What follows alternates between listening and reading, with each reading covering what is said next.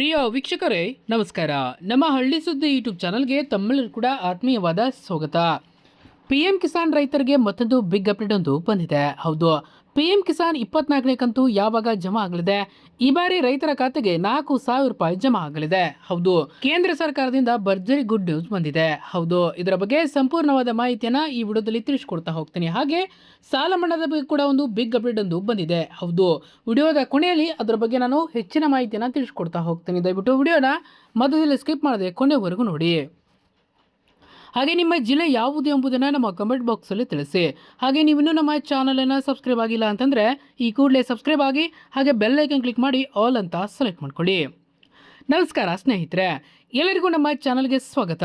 ಕೇಂದ್ರ ಸರ್ಕಾರದ ಅತ್ಯಂತ ಮಹತ್ವಾಕಾಂಕ್ಷೆಯ ಯೋಜನೆಯಾದ ಪ್ರಧಾನಮಂತ್ರಿ ಕಿಸಾನ್ ಸನ್ಮಾನ್ ನಿಧಿ ಯೋಜನೆಯ 24ನೇ ಕಂತಿನ ಹಣಕ್ಕಾಗಿ ಕಾಯುತ್ತಿರುವ ನಮ್ಮ ದೇಶದ ಮತ್ತು ರಾಜ್ಯದ ಎಲ್ಲ ರೈತ ಬಾಂಧವರಿಗೆ ಒಂದು ಅತ್ಯಂತ ಪ್ರಮುಖವಾದ ಮಾಹಿತಿ ಇದೆ.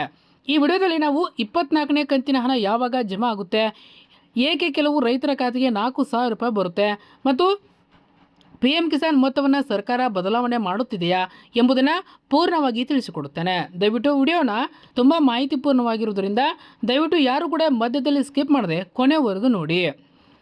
ಬನ್ನಿ ಸ್ನೇಹಿತರೆ, ತಡ ಮಾಡದೆ ಈ ವಿಡಿಯೋನ ಪ್ರಾರಂಭಿಸೋಣ. ಸ್ನೇಹಿತರೆ, ಸಾಮಾನ್ಯವಾಗಿ PM ಕಿಸಾನ್ ಯೋಜನೆಯ ನಿಯಮದ ಪ್ರಕಾರ ಪ್ರತಿ 4 ತಿಂಗಳಿಗೊಮ್ಮೆ 2,000 ರೂಪಾಯಿಗಳನ್ನು ರೈತರ ಬ್ಯಾಂಕ್ ಖಾತೆಗೆ DBT ಮೂಲಕ ಜಮಾ ಮಾಡಲಾಗುತ್ತೆ. ಕೊನೆಯದಾಗಿ 23ನೇ ಕಂತಿನ ಹಣ ಜೂನ್ ತಿಂಗಳಿನಲ್ಲಿ ಜಮೆ ಆಗುತ್ತಿತ್ತು. ಈಗ ಅದರ ನಂತರ ಬರಬೇಕಾದ 24ನೇ ಕಂತಿನ ಹಣ ನಿಗದಿಪಡಿಸಿದ ಅವಧಿಯ ಪ್ರಕಾರ ಅಕ್ಟೋಬರ್ ತಿಂಗಳಿನಲ್ಲಿ ಜಮೆ ಆಗಬೇಕಿತ್ತು. ಆದರೆ ಈ ಬಾರಿ ಸರ್ಕಾರವು ಈ ಅವಧಿಯನ್ನು ಬದಲಾಯಿಸಿ ಆಗಸ್ಟ್ ತಿಂಗಳಿನಲ್ಲಿ ಈ ಹಣವನ್ನು ಬಿಡುಗಡೆ ಮಾಡಲು ಚಿಂತನೆಯನ್ನು ನಡೆಸ್ತಾ ಇದೆ.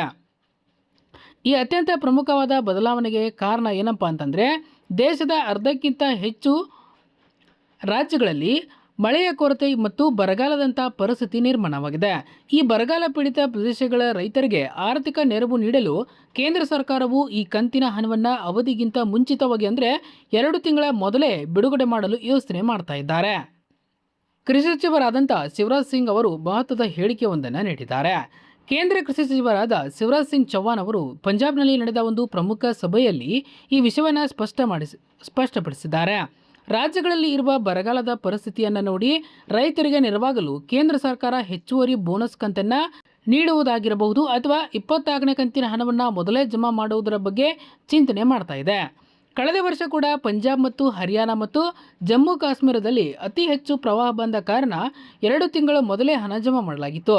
ಅದೇ ಮಾದರಿಯಲ್ಲಿ ಈ ಬಾರಿ ಕೂಡ ಬರಗಾಲ ಪೀಡಿತ ರಾಜ್ಯಗಳಿಗೆ NDRF ಮತ್ತು SDRF ಮಾರ್ಗಸೂಚಿಗಳನ್ನು ಸಬಲೀಕರಣ ಮಾಡಿ ಆದಷ್ಟು ಶೀಘ್ರವಾಗಿ ಅಂದರೆ ಆಗಸ್ಟ್ 15ರಿಂದ ಆಗಸ್ಟ್ 20ರ ಒಳಗಾಗಿ PM ಕಿಸಾನ್ ಹಣವನ್ನು ರೈತರ ಖಾತೆಗೆ ಜಮಾ ಮಾಡುವ ನಿರೀಕ್ಷೆ ಇದೆ. ರೈತರ ಖಾತೆಗೆ ಈ ಬಾರಿ 4,000 ರೂಪಾಯಿ ಜಮಾ ಆಗುವ ರಹಸ್ಯವೇನೋ, ಯಾಕೆ ಜಮಾ ಆಗುತ್ತೆ, ಬನ್ನಿ ನೋಡ್ತಾ ಹೋಗೋಣ. ಈಗ ನಿಮ್ಮ ಮನಸ್ಸಿನಲ್ಲಿ ಒಂದು ಪ್ರಶ್ನೆ ಬರಬಹುದು. ಎಲ್ಲರಿಗೂ 2,000 ರೂಪಾಯಿ ಬರುತ್ತೆ, ಆದರೆ ಕೆಲವರಿಗೆ 4,000 ರೂಪಾಯಿ ಏಕೆ ಜಮಾ ಆಗುತ್ತೆ? ಸ್ನೇಹಿತರೆ, ಕಳೆದ 23ನೇ ಕಂತಿನ ಹಣ ಬಿಡುಗಡೆಯಾದ ಸಮಯದಲ್ಲಿ ನಮ್ಮ ರಾಜ್ಯದಲ್ಲಿ ಸುಮಾರು 6 ಲಕ್ಷ ರೈತರಿಗೆ ಹಣ ಜಮಾ ಆಗಿರಲಿಕ್ಕಿಲ್ಲ. ಇದಕ್ಕೆ ಮುಖ್ಯ ಕಾರಣ ಏನಪ್ಪಾ ಅಂತಂದರೆ, ಸುಮಾರು 3,83,000 ರೈತರು ತಮ್ಮ eKYC ಪ್ರಕ್ರಿಯೆಯನ್ನು PM ಕಿಸಾನ್ ಪೋರ್ಟಲ್ನಲ್ಲಿ ಪೂರ್ಣಗೊಳಿಸಿರಲಿಲ್ಲ.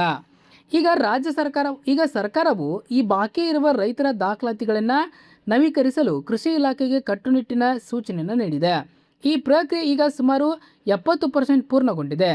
ಯಾರೆಲ್ಲ ರೈತರು ಈಗ ತಮ್ಮ ತಪ್ಪುಗಳನ್ನ ಸರಿಪಡಿಸಿ eKYC ಮತ್ತು ಆಧಾರ್ ಲಿಂಕ್ ಪೂರ್ಣಗೊಳಿಸುತ್ತಾರೋ ಅವರಿಗೆ ಬರುವ 24ನೇ ಕಂತಿನ ಸಮಯದಲ್ಲಿ ಕಳೆದ 23ನೇ ಕಂತಿನ 2,000 ರೂಪಾಯಿ ಸೇರಿಸಿ ಒಟ್ಟಾರೆಯಾಗಿ 4,000 ರೂಪಾಯಿ ನಿಮ್ಮ ಬ್ಯಾಂಕ್ ಖಾತೆಗೆ ಜಮಾ ಆಗುತ್ತೆ. ಯಾವೆಲ್ಲ ದಾಖಲಾತಿಗಳು ಅಪ್ಡೇಟ್ ಇರಬೇಕು, ಬನ್ನಿ ನೋಡ್ತಾ ಹೋಗೋಣ. ರೈತರೇ, ನಿಮ್ಮ ಖಾತೆಗೆ ಹಣ ತಡೆ ರಹಿತವಾಗಿ ಬರಬೇಕಾದ್ರೆ ಕೆಳಗಿನ ಪ್ರಮುಖ ಕೆಲಸಗಳನ್ನ ನೀವು ತಪ್ಪದೇ ಮಾಡಿರಬೇಕು. ಮೊದಲಾಗಿ ನಿಮ್ಮ ಪಹಣಿ ಪತ್ರಕ್ಕೆ ಆಧಾರ್ ಕಾರ್ಡ್ ಕಡ್ಡಾಯವಾಗಿ ಲಿಂಕ್ ಆಗಿರಬೇಕು.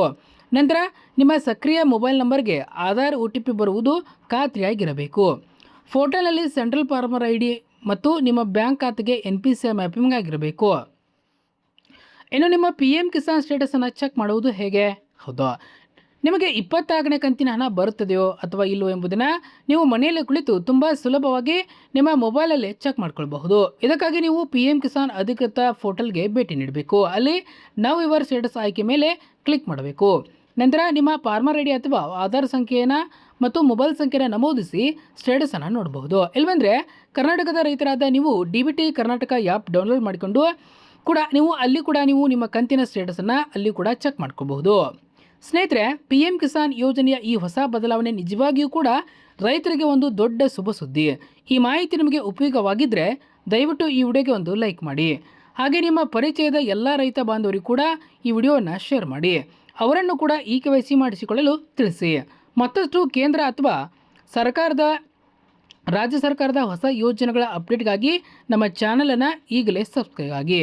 ಹಾಗೆ ವಿಡಿಯೋ ನೋಡಿದ್ದಕ್ಕಾಗಿ ಎಲ್ಲರಿಗೂ ಧನ್ಯವಾದಗಳು. ಮತ್ತೆ ಮುಂದಿನ ವಿಡಿಯೋದಲ್ಲಿ ಸಿಗೋಣ. ನಮಸ್ಕಾರ.